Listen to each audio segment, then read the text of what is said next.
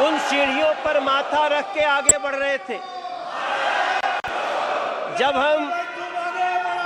हम दूसरी बार, माननीय अध्यक्ष जी, जब हम दूसरी बार 2019 में जब हम संसद में आए तो हमने देखा देश के प्रधानमंत्री पद पे आ रहे नरेंद्र मोदी जी ने सबसे पहले संविधान को ऐसे माथा झुका करके प्रणाम किया।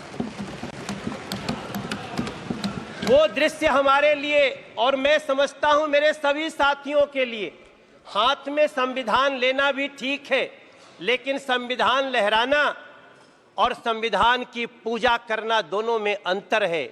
हमने नरेंद्र मोदी जी को संविधान की पूजा करते हुए देखा है।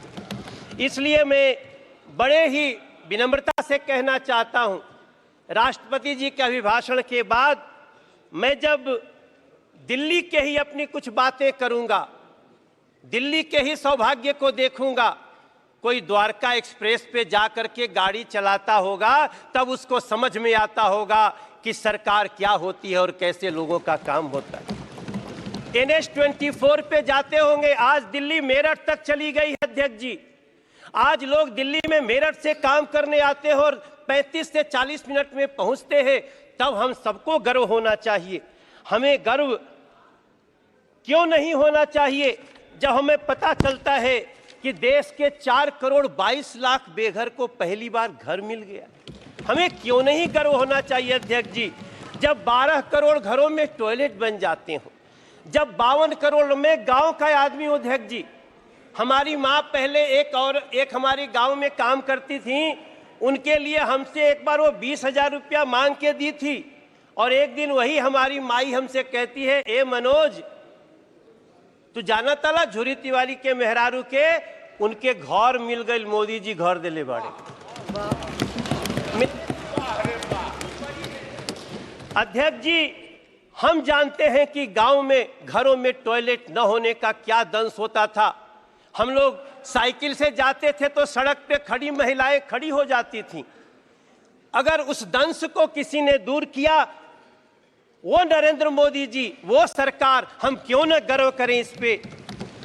13 करोड़ घरों में नल से जल लगा दिए। हम दिल्ली में पाइप से घरों में गैस जा रही है, पाइप से गैस जा रही है, और दिल्ली में एक बैठी हुई आम आदमी पार्टी की सरकार नल से जल तक नहीं दे पाई। हम ये भी दंश इसी दिल्ली में देख रहे हैं। अध्यक्ष जी, कभी भारत मंडपम देखिए।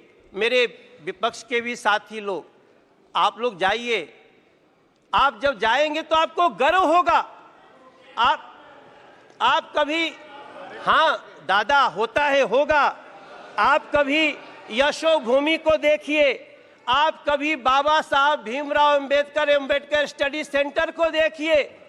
इसी दिल्ली में जिस बाबा साहब भीमराव अंबेडकर को अंतिम क्रिया के लिए 1 कट्ठा जमीन नहीं दिया गया, बुरा मत मानना, नाराज मत होना, उसी दिल्ली के हृदय में नरेंद्र मोदी जी ने 5 एकड़ में बाबा साहब का स्टडी सेंटर बना के दिया है। ये होता है सम्मान संविधान के प्रति और संविधान के बनाने वालों के प्रति। मुझे बहुत वेदना के साथ टीएमसी के एक हमारे सांसद, मेरे प्रिय साथी, आज आपने एक्ट्रेस के नाम पे क्या दिया, क्या एक महिला को, आप देखो, बुरा मत मानना, हाथ जोड़ के, आपको ये बात इस तरह से महिलाओं का अपमान नहीं करना चाहिए। कल्याण दादा, नहीं, नहीं करना चाहिए। मैं आपसे प्रार्थना करता हूं, आप कोई एक्ट्रेस को सिर्फ देखने वाली वस्तु महिलाओं को न समझा जाए, हम आपसे प्रार्थना करते हैं। हमें गर्व इस बात का होना चाहिए। अध्यक्ष जी, माफी चाहता हूं। अध्यक्ष जी, मैं खत्म करूंगा। मुझे गर्व तब होना चाहिए जब इस दिल्ली में, अब इस देश में, नहीं, हम गुमराह नहीं कर रहे हैं। अगर आप दादा, कोई बात नहीं दादा, अब इस देश में दादा ऐसा नहीं करना चाहिए। देश के 70 साल के बुजुर्गों को अब वृद्धाश्रम भेजने की आवश्यकता नहीं। खत्म करना। धमकी क्या दे रहे?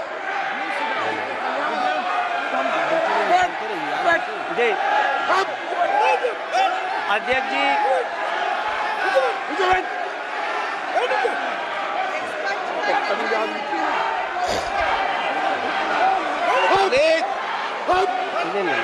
प्लीज अध्यक्ष जी, ओके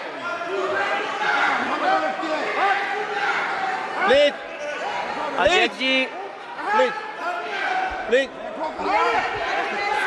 नो अध्यक्ष जी, अध्यक्ष जी, हमको गर्व होता है वंदे भारत जैसी ट्रेन में बैठकर। हमको गर्व होता है जब 70 साल के बुजुर्ग को अब किसी वृद्धाश्रम भेजने की जरूरत नहीं पड़ेगी, हम उसका इलाज कराने के लिए मोदी सरकार खड़ी रहेगी। हमें तब गर्व होता है अध्यक्ष जी। हमें गर्व होना चाहिए जब भ्रष्टाचारियों पर नकेल हो। इसलिए मैं प्रार्थना करता हूं अपने सभी साथियों से कि हो सके तो, हाँ गाना तो गाते हैं दादा, हम आप सभी से प्रार्थना कर, अब आज जब यहाँ से हम निकलते हैं तो हमें अपने माँ के नाम से एक पेड़ लगाने का एक अभियान जो शुरू हुआ है उसमें साथ देना चाहिए। चलिए मिलकर के माँ के नाम से एक पेड़ लगाते हैं। दादा माँ के नाम से आप भी लगा दो। कल्याण जी, माँ के नाम से एक पेड़ लगाइए।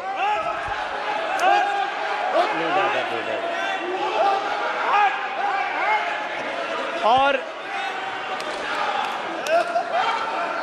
मैं अध्यक्ष जी, मैं एक लाइन के अत्यंत अभद्र प्लीज नरेंद्र मोदी जी सरकार को प्लीज तीसरी बार अगर इस देश की जनता ने चुन के भेजा है,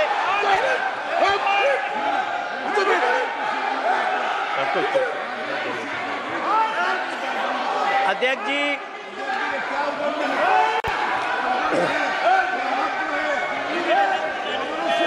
बैठो।